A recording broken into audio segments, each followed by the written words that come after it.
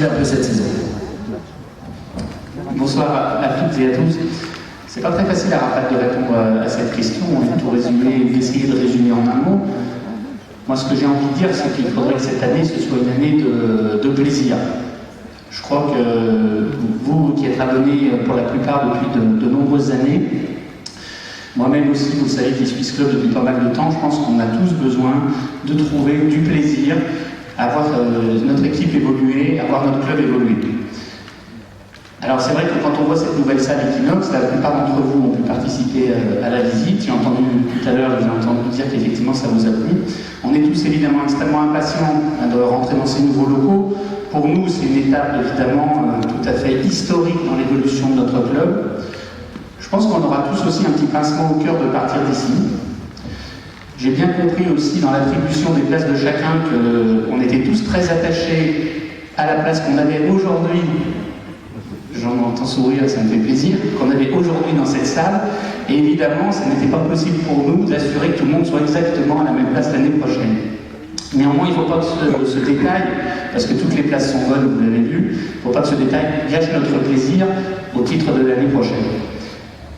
Je voulais intervenir simplement quelques petites minutes, puisqu'après je vais donner la parole au club des supporters et puis évidemment au domaine sportif, parce que c'est ce qui est le plus intéressant. Je voulais vous faire un point étape quand même sur l'avancement du projet de notre club. Vous savez, ce projet, il a plusieurs dimensions, mais il a déjà un axe principal de travail et il a une vision qui est d'essayer d'être identitaire dans le monde du basket français. Être identitaire, on le développe de différentes manières. Dans le domaine sportif, en essayant de construire autour d'une ossature stable de joueurs. Pour la saison 2013-2014, on a été un petit peu contrarié, puisque vous savez que Stéphane Dumas est gravement blessé, et qu'Antoine de Gomis va nous rejoindre uniquement probablement fin novembre.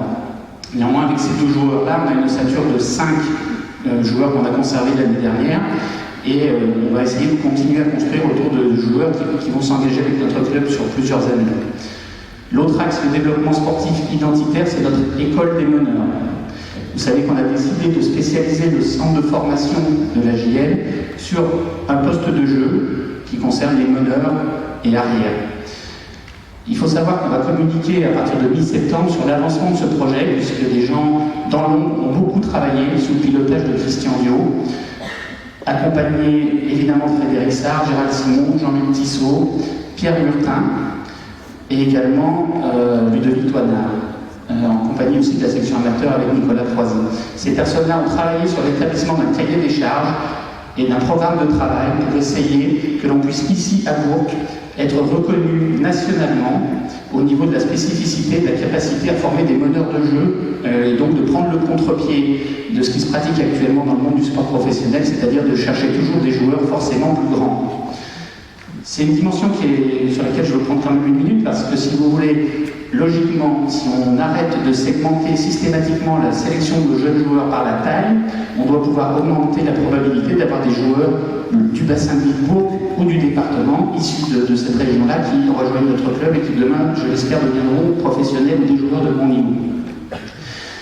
Ça a un fort écho, l'école des meneurs au niveau national, et on aura l'occasion d'en reparler plus tard dans la saison, vous le verrez, à travers des communications qui se feront à plus grande échelle. L'identité, c'est aussi pour nous, évidemment, de créer un modèle économique, vous savez, qui s'inscrit dans la durée. Il faut savoir que notre club a encore bouclé de manière équilibrée ses comptes au titre du 30 juin 2013, donc c'est important quand on a la responsabilité d'abonnés et d'un public de plus en plus nombreux, de s'inscrire dans la durée, puisqu'évidemment, on a des promesses aussi à tenir vis-à-vis de vous. Et on cherchait 10 gros sponsors pour nous accompagner et avoir un deuxième poumon économique dans le cercle qu'on a appelé intime. Nous les avons trouvés. Et donc, on peut dire qu'aujourd'hui, on a définitivement lancé la fusée économique du développement de notre club. Et puis enfin, et peut-être surtout, on a une dimension spectacle. Donc, ceux qui ont visité la salle ont peut-être entendu parler d'un cube lumineux. Mais on ne va pas se contenter de ça. Alors peut-être pas dès le 30 novembre, mais croyez bien qu'on s'active en coulisses, et Fabrice Paclet en particulier, pour essayer de vous offrir un spectacle qui soit tout à fait attractif d'une part et interactif de l'autre. Donc ce que l'on veut faire, c'est garder évidemment les valeurs qui sont les nôtres ici dans cette salle de la JL, je conclurai sur ces mots-là, mais par contre, il faut absolument qu'on arrive à passer une autre dimension en termes de spectacle pour s'attirer un public nouveau. Alors je parlais à l'instant de l'ambiance de la JL, et là je vais me permettre une dernière requête, c'est que évidemment, on sait tous que dans cette salle, on a vécu des moments absolument inoubliables et des émotions on a tous envie de revivre. En tant qu'abonné, en tant que proche du club, on a besoin de vous pour que cette ambiance, on arrive à la déplacer dans cette salle Equinox. La salle Equinox, ce n'est pas un projet de club, c'est un outil. Donc elle ne sera jamais que ce qu'on pourra bien nous en faire. Et je trouverais particulièrement dommage qu'on n'arrive pas à transposer l'ambiance fantastique que l'on a ici dans cette nouvelle salle. On sait bien qu'il y a une âme qui règne ici. Néanmoins, il faut que notre club évolue. Je compte sur vous, si vous permettez, pour que, individuellement, nous puissions nous responsabiliser à essayer de communiquer dans notre environnement proche dans la nouvelle salle, cette ambiance que vous savez si bien mettre, et que nos encouragements portent vraiment haut et fort cette année, en visant le top 4 du championnat de Pro B, qu'elle nous porte vers une saison véritablement de plaisir pour tous. Merci.